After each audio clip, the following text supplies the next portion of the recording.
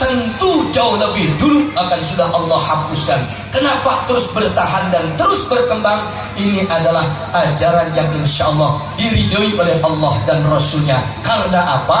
Pendiri daripada NU sendiri, Kiai Haji Hasyim Asy'ari, beliau adalah dzurriyyah Rasul, salah satu keturunan baginda Nabi, nasabnya yang ke-35.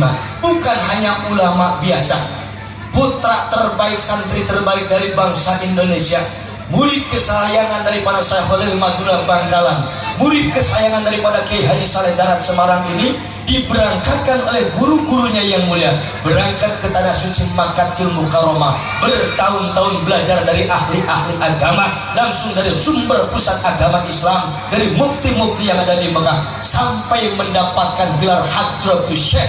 Beliau itu memiliki gelar tersebut karena dianggap orang yang cerdas, piawai, menguasai tafsir, menguasai tasawuf, menguasai fikih, usul fikihnya, berbagai fan ilmu dikuasai oleh Kiai Haji Hasyim Asy'ari. Mendapatkan gelar tersebut di tanah suci Mekah, bukan di tanah Jawa, sehingga pantas yang mendirikan NU ini bukan orang biasa, melainkan salah satu wali Allah yang insya Allah mendapatkan ridho Allah Subhanahu wa Ta'ala. Alhamdulillah.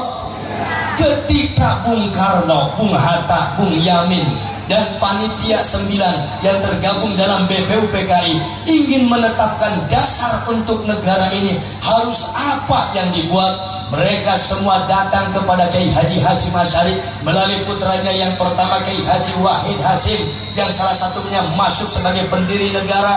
Mbah Hasyim tidak langsung menjawab, istikharahnya dibutuhkan 3 tahun, lalu menyampaikan tidak ada hal yang tepat untuk negeri yang kita cintai ini, melainkan asas dasarnya adalah Pancasila. Pancasila ini hasil istikharah ulama, saripati daripada Al-Quran yang dipikirkan, dikaji dengan dalam, yang dipikirkan, digali dalam-dalam oleh para kiai, para ulama, hafid-hafid Al-Quran dan hafid-hafid hadis, bukan orang sembarangan.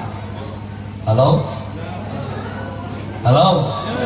Makanya mohon maaf kalau dengan Perpu nomor 30 2017 Hizbut Tahrir Indonesia dibubarkan. Kenapa?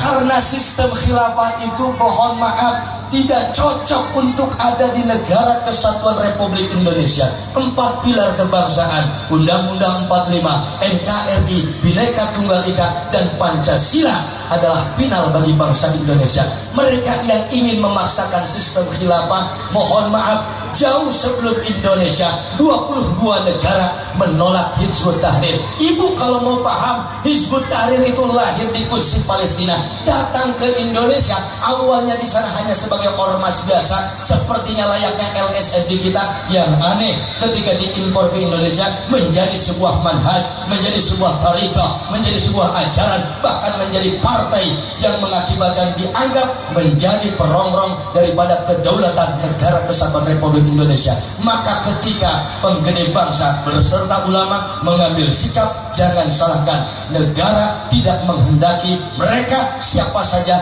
yang tergabung dalam organisasi yang akan dianggap makar melawan aturan dasar negara yang kita cintai ini.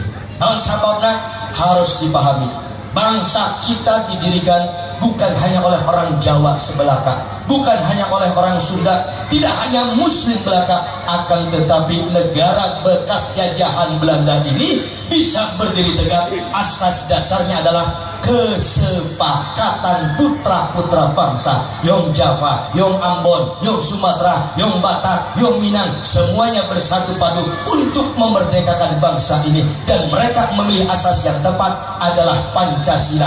Pancasila ini bukan agama, akan tetapi semua kepentingan agama bisa terwadahi dengan adanya Pancasila.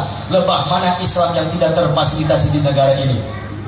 Ibu puasa bisa jong-jong puasa, Jumatan jong-jong Jumatan, reka damal pasantren dipersilakan, angkat haji umroh difasilitasi pun negara, rek wakaf, rek hibah aya ngaturna negara. Hanya satu yang belum diterapkan di negeri ini, apa? Hukum pidana Islam atau jinayat. Itu saja yang belum. Artinya apa? Kalau DPR RI-nya mampu dan mau membuat aturan jinayat seperti di negeri Serambi Mekah Aceh sana, maka tidak menutup kemungkinan syariat Islam itu diterapkan di negara Kesatuan Republik Indonesia. Tidak harus merubah bentuk bangsa, yang penting substansinya agama bisa diterapkan di negara ini. Rasul ketika membuat piagam Madinah Charter, yang dibuat bukan Darul Islam, bukan negara Islam, akan tetapi Darussalam adalah negeri yang menjamin keselamatan sunni